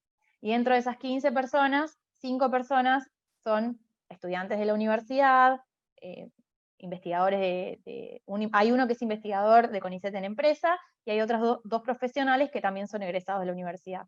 Entonces, acá empieza a aparecer como la sinergia que se genera, la necesidad de una visión sistémica, el apoyo continuo del Estado, ¿sí? Tanto a los proyectos de investigación básica que tuvieron esos investigadores, como a los procesos de creación de la empresa base tecnológica que se sostuvieron a lo largo del tiempo, y todos aquellos consorcios que contribuyeron al desarrollo de estos nuevos productos. Evidentemente no hubiese sido suficiente el músculo, el ejercicio, si el Estado no hubiese estado detrás.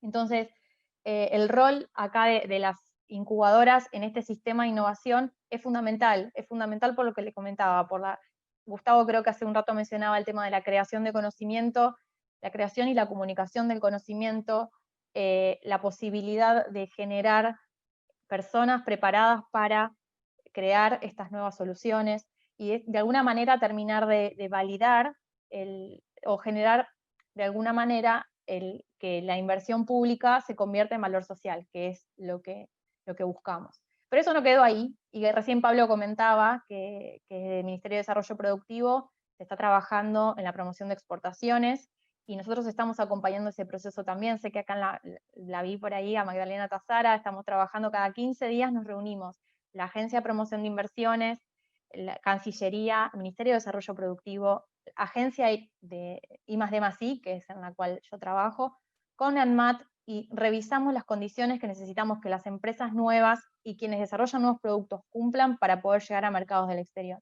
Y acá quiero resaltar que siempre invocamos la vinculación público-privada, pero cuán importante también es la articulación público-pública. ¿sí? Para empezar a limar aquellos detalles que hacen que la continuidad de las políticas terminen en resultados como los que buscamos, ¿no? Que tengamos un país más soberano, que pueda sacar provecho de la propia ciencia y tecnología, y bueno, algo que esto ya lo hemos conversado varias veces, es evitar de alguna manera que ese conocimiento se fugue, ¿no? De algún modo, con lo que se conoce como transferencia ciega. Todo el conocimiento que se genera, o mucho del conocimiento que se genera dentro de nuestro país es valiosísimo. Las empresas del mundo, las grandes empresas, lo saben capturar muy bien, hacen muy buenos trabajos de vigilancia tecnológica y eso se nos va. Entonces, si nosotros no trabajamos con políticas adecuadas, programas certeros y de manera articulada, corremos el riesgo que todo ese esfuerzo y todo ese conocimiento que se genera dentro de nuestras fronteras y que podría potenciar el desarrollo local, el desarrollo de nuestra sociedad y el crecimiento de nuestra economía, deje de tener potencial, porque lo apropia otra nación o lo apropia una corporación. Bueno, con esto espero haber cumplido con el tiempo y estoy abierta obviamente a cualquier consulta. Muchas gracias. Muchísimas gracias, Laura, por la presentación, súper claro y súper importante las reflexiones que traes en torno a la protección, digamos, de todas las producciones intelectuales, científico-tecnológicas que hacen a la construcción de nuestra soberanía científica y tecnológica y obviamente al desarrollo, digamos, de nuestro país. Así que muchas gracias por la disertación. Bueno, nuestra próxima disertante es la doctora Vera Álvarez. Ella es ingeniera en materiales y doctora en ciencia de materiales por la Universidad Nacional de Mar del Plata, y actualmente es investigadora principal del CONICET y vicedirectora del Instituto de Investigaciones en Ciencia y Tecnología de Materiales, INTEMA. Además, es profesora adjunta en la Facultad de Ingeniería de la Universidad Nacional de Mar del Plata y actualmente se desempeña como subsecretaria de Vinculación y Transferencia Tecnológica de la universidad. Bueno, Vera, más allá de las presentaciones, además fue profesora mía, así que quiero agradecerte por estar acá hoy compartiendo este espacio con nosotros y te cedo la palabra. Bueno, muchísimas gracias a Manuel por la invitación, a todas las personas que están acá reunidas. La verdad es que recién hablaba con Laura por WhatsApp y le decía, a medida que van pasando las exposiciones va cambiando la idea de lo que quiero decir. No porque me cambie la idea, sino porque van llegando distintos aportes que lo configuran. Empezando porque la frase con la que arrancó Gustavo de Husay es con la que me gusta cerrar casi todas mis charlas. Así que ahí ya me sacó un puntito de lo que me gusta remarcar.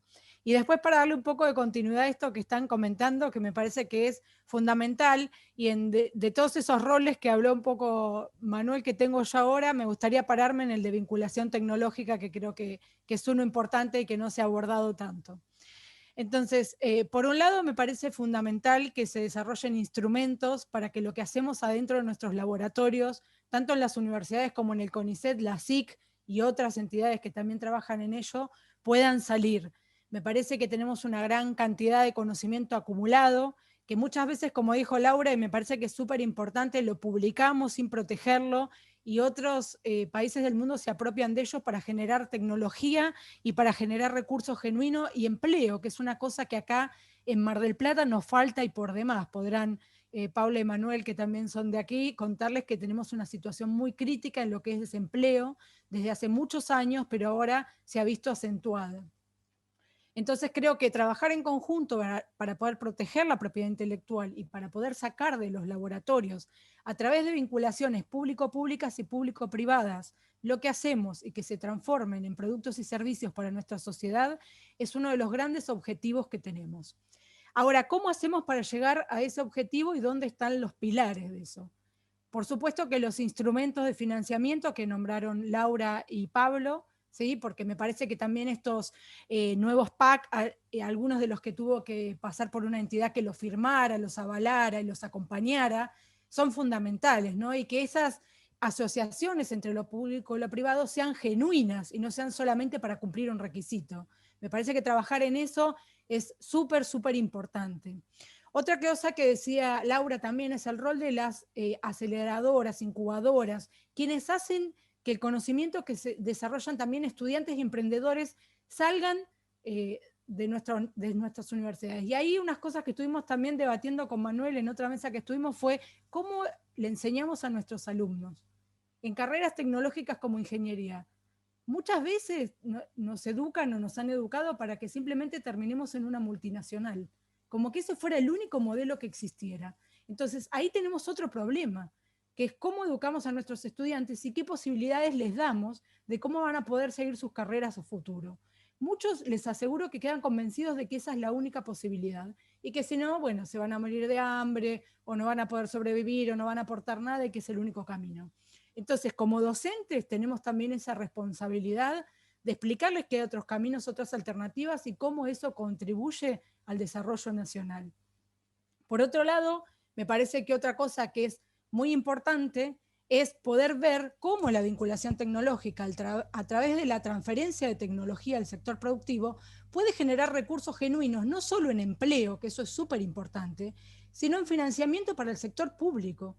Es decir, cómo ese dinero que generamos vuelve en forma de regalías a las instituciones públicas para poder hacer nuevos desarrollos que nuevamente estén al servicio de la sociedad.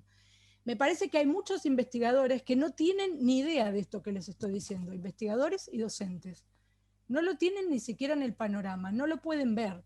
Y más allá de todos los instrumentos de evaluación y las discusiones de cómo evalúa el CONICET, cómo se piden los subsidios y demás cuestiones, que si siempre te cuentan los papers y no los papers, que creo que se ha avanzado mucho en los últimos años. Yo he estado en varias comisiones de ingreso de CONICET, por ejemplo, y he visto cómo eso favorablemente ha cambiado en beneficio de quienes trabajan más en tecnología.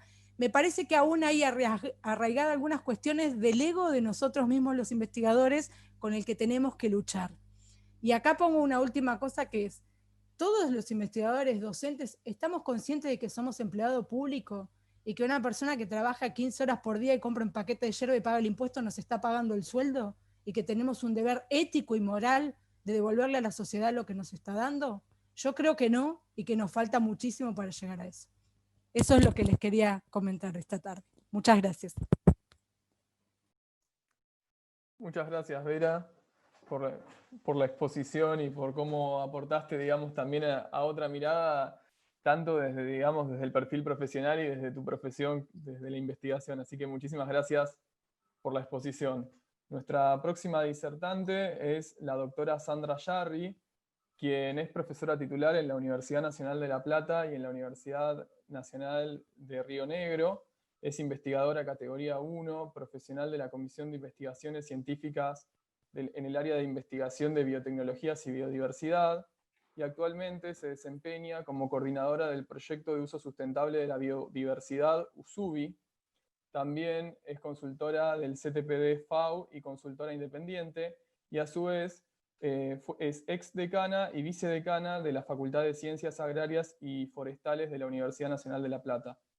Participó también en el desarrollo de varios planes estratégicos, tanto en el MINCIT como en Agricultura, y en procesos internacionales como la evaluación del impacto de la ciencia y la tecnología para paliar el hambre y la pobreza rural.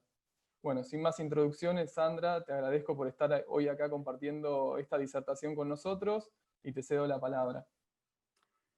Bueno, mientras voy agradeciéndoles, sobre todo a Martín Navarro por haberme invitado y a todos los organizadores, y bueno, compartir con ustedes el placer que me da haberlos conocido y que me hayan permitido ser parte de este encuentro. Yo voy a cambiar un poco, sí voy a mostrar un caso, sí voy a mostrar un PowerPoint, y sí me voy a robar todo lo que dijeron, porque soy la última, me vi el que pega último, así que voy a ver, me dijeron que, me dice que no... Fíjate, no perdón, acabo de hacer co-host, deberías poder compartir. Bueno, dale, a ver ahora, ¿ven? Ahora está cargando. ¿Me ven? Sí, perfecto. Bueno, entonces, voy a mostrar en 12 minutos, sin repetir y sin soplar, un caso de cómo se puede llegar con un proyecto a desarrollo territorial, muy particular. El proyecto es nosotros le decimos USUBI, está financiado por el PNUD, y el nombre completo es Incorporación del Uso Sustentable de la Biodiversidad en las prácticas de producción de pequeños productores para proteger la biodiversidad, los bosques de alto valor de conservación en Atlántico, Yungas y Chaco, por eso le decimos Usubi, porque es larguísimo, nadie se lo acuerda. El objetivo del proyecto general es el fortalecimiento de los marcos de gestión para el uso sostenible de la biodiversidad, para aumentar la protección de los bosques de alto valor. Está muy relacionado con la ley 26.331 de bosques nativos y con la Estrategia Nacional de Diversidad Biológica. Y se implementa en sitios priorizados: Bosque Atlántico, Misiones, Chaco y Yungas. Tiene 3 componentes: el manejo sostenible del bosque nativo, el desarrollo de mercados y mecanismos financieros para la sostenibilidad del uso de productos forestales no madereros, que está en la parte por ahí más original, y el fortalecimiento del marco de gobernanza nacional y provincial para el manejo sostenible de estos productos forestales. El proyecto se escribe en el periodo 2014, pero se aprueba y se empieza a implementar en 2015. Es decir, tuvo 4 años complicados, lo retomamos, a mí me tocó retomarlo el 1 de febrero de este año. Cuando lo retomé se había ejecutado solo una parte.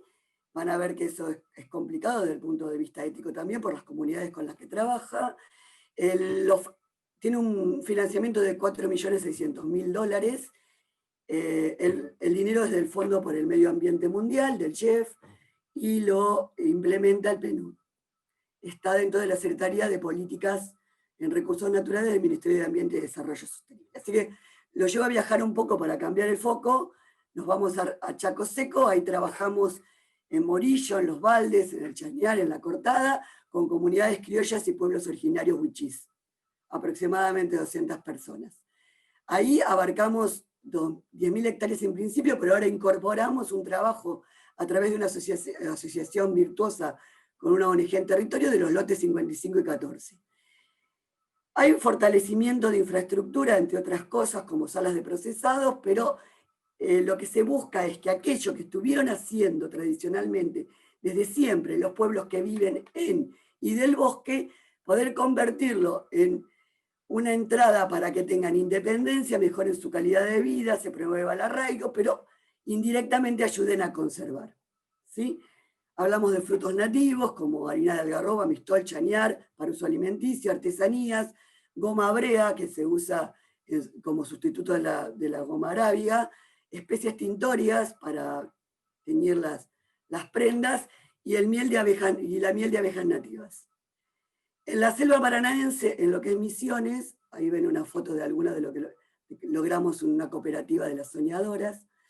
Se trabaja en distintos departamentos en toda la provincia, con pequeños productores campesinos y con pueblos originarios guaraní.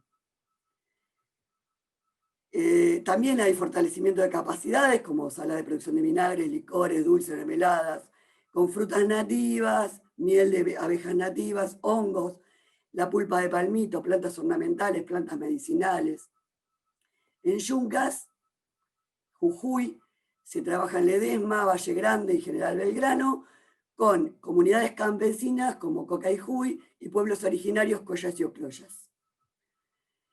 También hay fortalecimiento de infraestructura, entre otras cosas, y fundamentalmente se está trabajando con la fruta fresca de un tomate de árbol o chilto de uso alimenticio, más otras frutas, miel de abejas nativas y especies tintorias. Esto es a grandes rasgos, pero el proyecto es muchísimo más, es multidimensional. Imagínense el territorio en el que aterriza. Nosotros hemos capacitado más de 9.000 personas, hemos generado las habilitaciones, registros y normativas para que se puedan comercializar más de 30 productos de la biodiversidad nativa, los ingresamos al Código Alimentario Nacional, pueden tener traslado en territorio, pueden venir desde Jujuy y comercializarse en el mercado central, que también lo hemos hecho. Se llega a más de 350.000 personas a través de ferias, asociaciones con chef, cocineros y otras cuestiones. Estamos trabajando una ley de presupuestos mínimos para la conservación y uso de la diversidad. Estamos trabajando en una marca o sello diferencial biodiversidad nativa. Se está buscando valor agregado. Se trata de organizar en territorio y buscar canales de comercialización y acceso Desde que llegamos tiene un enfoque transversal de género y estamos investigando por primera vez la relación de las mujeres y el uso sostenible de la biodiversidad. Y otra cosa que recuperamos son las cartas de acuerdo con universidades. Antes se usaban consultoras privadas y cuando llegamos nosotros, las consultoras y generadoras de conocimiento son las universidades públicas. Por lo tanto, a quien preguntamos y buscamos como socios son las universidades. Estamos trabajando también en todo lo que tiene que ver con los incendios, porque en todos esos lugares hay zona roja. Estamos buscando que al mapa de economías regionales se le sumen las economías basadas en la biodiversidad nativa, que no solamente se vean los cultivos tradicionales, también en sistemas agroalimentarios localizados, en sistemas agroforestales que busquen los huertos familiares mixtos para seguridad alimentaria, la transición agroecológica de estos productores y un mapeo con National Geographic de todo lo que son abejas nativas, por ejemplo. Tenemos un cronista que narra historias de vida, porque atrás de esto hay personas. Estamos buscando la internet comunitaria como un acceso para todos estos, porque COVID nos llevó a ese lugar. Tenemos problemas, por ejemplo, pasar del caso a la masificación, aumentar la escala, la formalización de nuestros productores y el acceso en todos los sentidos. Desde el acceso a la comunicación, desde un camino hasta poder llegar al banco a cobrar un plan, porque no pueden hacerlo. Entonces, eso es lo que es el proyecto. ¿Y qué pienso yo que tenemos que ver y aprender a través de este proyecto? Con una política pública para el desarrollo centrada en la biodiversidad nativa que muchas veces no se visibiliza. Bueno, a ver, la biodiversidad es un recurso estratégico en geopolítica mundial. Es el cuarto recurso. La biodiversidad a nivel de genes está a nivel de agua, suelo y aire, porque los genes son la enorme biblioteca de todo lo viviente. La información de miles de años de evolución sobrepasa la magnitud de la información digital. Entonces, en la sociedad del conocimiento y la información, siempre vemos a las TICs y nunca vemos la información genética. Y si se ponen a pensar cuál fue el último premio Nobel de química, recuperarán y sabrán que fue en edición génica. Entonces, es muy importante dominar el lenguaje genético. En la carrera de perdedores y ganadores en geopolítica mundial hay que apostar al lenguaje digital, pero también al lenguaje genético. Es decir, que conocer nuestra biodiversidad es sentar soberanía sobre nuestros recursos genéticos y empezar a mirarlo como un recurso estratégico. Hay toda una historia que es la bioprospección, es esa búsqueda de genes y principios activos, y también existe su contraparte, la biopiratería. Y por eso la necesidad de sentar soberanía sobre estos recursos, porque tienen un uso alimenticio, farmacológico, industrial, de defensa, ¿no? Es la base de un montón de desarrollos. Hay una relación directa entre biodiversidad, salud y seguridad alimentaria, sobre todo en un contexto de pandemia. La biodiversidad, la salud y la nutrición están totalmente conectadas.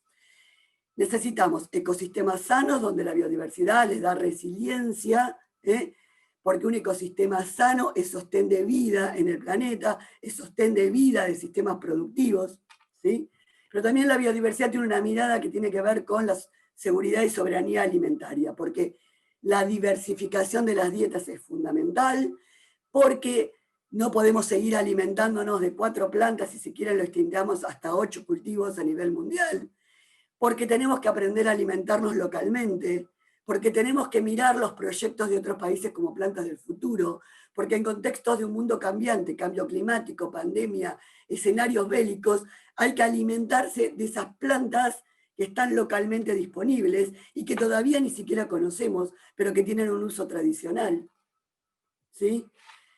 Hay que entender que biodiversidad y salud es un nexo único y la mirada de una salud integrada tiene que ver con la salud de los ecosistemas, y en la base de la salud de los ecosistemas está la biodiversidad. Entonces hay que pensar políticas para eso.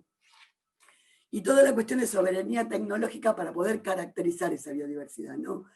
Esa definición de banco de genes, esa reconfiguración geopolítica de quiénes son consumidores, productores y bancos de reserva, hacia donde se van a ir a buscar estas cuestiones, y pensar que siempre miramos que la biodiversidad está en las selvas y sin embargo esa información genética para sobrevivir en un mundo cambiante y para mejorar cultivos y mejorar otras cuestiones están en ambientes estresados. Y Argentina es en su mayoría árida y semiárida. Y ahí están los genes más importantes. De ahí la bioprospección en esos ambientes.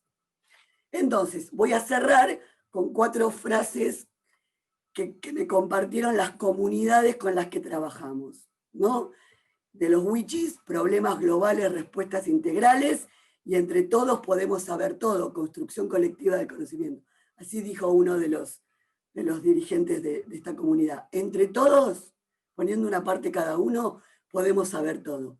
La otra cuestión que viene de Misiones y de las soñadoras, la biodiversidad es el otro, hacer visible a esos actores que están trabajando con esas cuestiones. Y la cuarta es reactivar las soberanías locales, dar opciones de desarrollo basadas en el uso sostenible de la biodiversidad porque da localidad de desarrollo.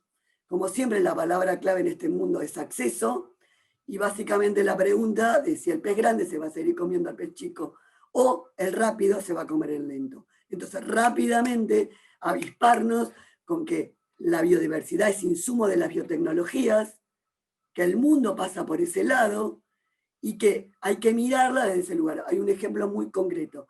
Cuando llego al proyecto, dicen, trabajamos con Chilto, vendemos mermelada y llevamos cajones de fruta al mercado. Y yo venía de trabajar en una red en la Unión Europea, donde esa misma planta, que es nativa de América Latina, estaba siendo estudiada desde el punto de vista genómico y proteómico, porque tiene una alta actividad antioxidante y por lo tanto va a haber medicamentos en la Unión Europea, antioxidantes o refuerzos antioxidantes basados en una planta nativa. Entonces, está bien, está muy bueno el producto en bruto, pero ustedes dijeron hay que agregar valor, y con conocimiento metido en esto, el valor agregado nos lleva a productos de menor cantidad, pero con muchísimo más valor o precio. Rápido y como trompada de loco, les compartí esto, pero lo podemos hablar en cualquier otro espacio porque tiene muchísimas aristas. Muchas gracias. Genial, excelente presentación, muchas gracias Sandra por todo. La verdad que creo que a todos y a todas nos has aportado una mirada en torno a la biodiversidad que no conocíamos, y eso me parece sumamente importante porque ahora creo que después de esta charla, a partir de obviamente las presentaciones de todos los disertantes, vamos a tener una mirada diferente en torno a la construcción de la soberanía científica y tecnológica y también en torno a la biodiversidad, que hoy es un tema que se está discutiendo en varios aspectos de nuestra sociedad, pero que bueno, estas miradas que vos has construido y que vos nos has aportado desde el proyecto Usubi, hacen a también empezar a reflexionar en torno a cómo incorporamos estas ideas y estos conocimientos también en distintas disciplinas, digamos, ¿no? Me parece que eso tiene que ver con también la construcción de una mirada interdisciplinaria en torno al cuidado de la biodiversidad, en torno a también la construcción, digamos, de la sostenibilidad de la biodiversidad, y creo que acá en este encuentro hay invitados e invitadas, disertantes de distintas disciplinas, del campo de lo social, de la ingeniería, de la ciencia y la tecnología, y me parece que has introducido un aporte que nos lleva a reflexionar también en nuestras propias profesiones cómo hacemos en torno a las cuestiones que tienen que ver con la biodiversidad. Muchísimas gracias por la presentación.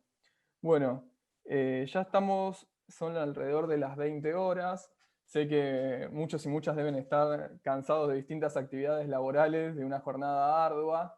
Así que, antes que nada, me gustaría invitarlos e invitarlas mañana al próximo panel, que es Políticas Científicas, que contaremos con la presencia de Eduardo Mayo, subsecretario de Estudios y Prospectiva del Ministerio de Ciencia, Tecnología e Innovación de la Nación, Anabel Cisneros, directora en el ARSAT, la empresa argentina de soluciones satelitales Sociedad Anónima, María Cecilia Sleiman, subsecretaria de Políticas en Ciencia, Tecnología e Innovación, y Miguel Sedov, ministro de Educación, Ciencia y Tecnología de la provincia de Misiones. Así que, bueno, agradecerles a todos y a todas por haberse tomado el tiempo de compartir este espacio con nosotros y con nosotras. también a los disertantes y a las disertantes por haber expuesto y comentado los distintos desarrollos que vienen llevando adelante en torno a cómo construimos una Argentina socialmente más justa y también con soberanía científica y tecnológica. Así que, sin más, agradecerles y bueno, a los que quieran, a las que quieran, los esperamos mañana en el próximo panel que se va a desarrollar a las 18 horas. Pueden acceder a través del mismo link con el que accedieron a esta charla. Muchísimas gracias y bueno, que tengan buenas noches.